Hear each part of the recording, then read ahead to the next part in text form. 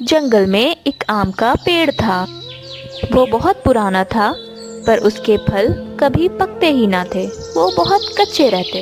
इसकी वजह से उसके आसपास कोई पंछी ना मंडराते। वे उसे बहुत बुरा महसूस होता। जब कभी वो किसी भूखे पक्षी को देखता, वो अपने आप को ही गुनहगार माना करता। काश मैं इसे कुछ खाने को दे पाता। मैं किसी काम का नहीं, मैं किसी की मदद नहीं कर सकता। इस वजह से वो काफी उदास रहा करता। पास ही एक संतरे का पेड़ था। वो आम के पेड़ से बिल्कुल अलग था। उसमें सारी खूबियां थीं। हरा भरा होने के साथ ही उसके फल भी बहुत मीठे थे। इसी बात का उसे बेहद घमंड था। सारे पक्षी मीठे और स्वादिष्ट फल खाने के लिए संतरे के पेड़ के पास आया करते। ये देखकर वो और भी घमंडी हुआ जा रहा था। एक दिन एक मुसाफिर चिड़िया उसके तने पे आकर बैठती है।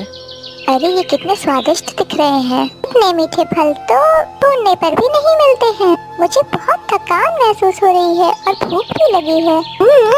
बहुत स्वादिष्ट फल है।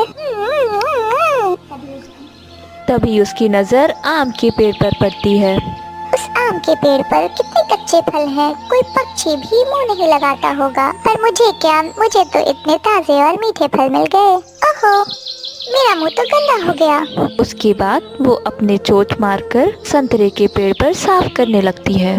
संतरे का पेड़ गुस्से से तिलमिला उठता है। अरे ये क्या कर रही हो? पागल हो क्या? तुम्हें दिख नहीं रहा मैं कितना सुंदर हूँ? तुम्हारी चोंच मारने से मुझ में दरारें आ जाएंगी।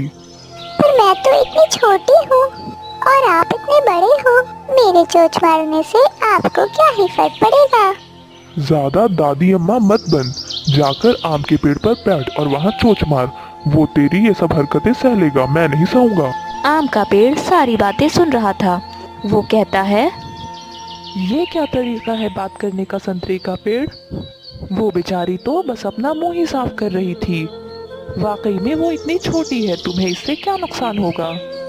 कोई बात नहीं चिड़िया, तुम आकर मेरे पास बैठ जाओ। ओहो देखो तो, बड़े आए तरफदारी करने वाले। तुम्हें तो कोई मुंह भी नहीं लगाता। बड़े अच्छे बन रहे हो। चिड़िया उड़कर आम के पेड़ के ऊपर जाकर बैठ जाती है। इतना घमंड अच्छा नहीं है संतरे का पेड़। वक्त हमेशा एक सा नहीं होता। हो सकता है तेरे फल झड़ जाएं, और ये भी हो सकता है कि आंधी के साथ तेरे सारे पत्ते झड़ जाएं। फिर तू क्या करेगा? अरे चल चल, ये सब मुझे मत सिखा।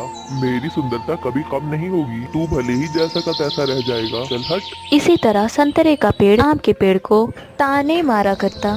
तुम खुद तो ऐसे रह गए। तुम चाहते हो कि मैं भी ऐसा ही रह जाऊं, पर ऐसा नहीं होगा। मेरे फल बहुत स्वादिष्ट हैं और मैं देखने में भी तुमसे काफी सुंदर हूँ। आम का पेड़ ये सब सुनकर बहुत दुखी होता है। हे ऊपर वाले, तूने मुझे ऐसा क्यों बनाया?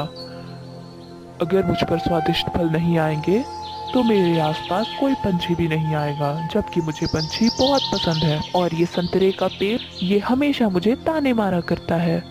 मैं इसके ताने सुन सुन कर पक गया हूँ। अब मुझसे और बर्दाश्त नहीं होता।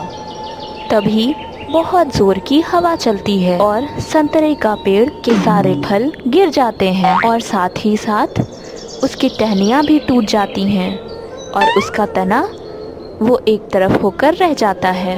ये क्या हो गया? मेरी खूबसूरती, मेरे फल, मेरे शाखें सब कहाँ है? मैं मर रहा हूँ, मुझे बचाओ आम का पेड़।